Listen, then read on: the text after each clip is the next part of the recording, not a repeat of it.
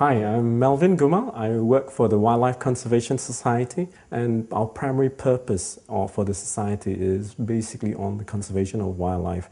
One of the reasons which I applied for a scholarship was I had come to a place in my career where I needed to learn more things, and one of the things which the British universities offered was a chance to learn edge of the envelope stuff in new ways of doing conservation for wildlife. And one of the places which offered this, because it was a melting pot of ideas, was Cambridge. I applied to Chevening because they had all these wonderful links with Cambridge, and Chevening opened a whole bunch of doors for me. And it allowed me personally to see the many different views which others have and to be able to adapt.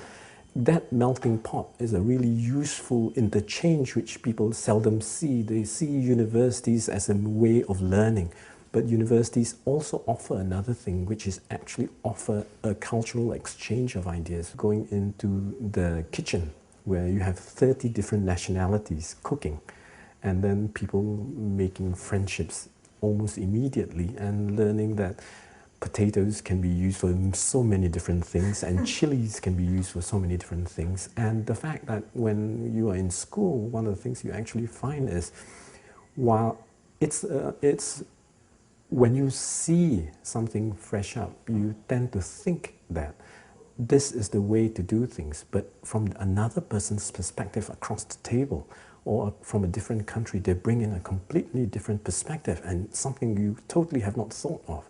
All this learning, when I came back to Malaysia, it gave a real big advantage, because some of the newer methods in environmentalism, in wildlife conservation, are coming out from this melting pot of ideas. And the fact that you see nowadays in 2009 discussions going into Copenhagen about the climate change, etc.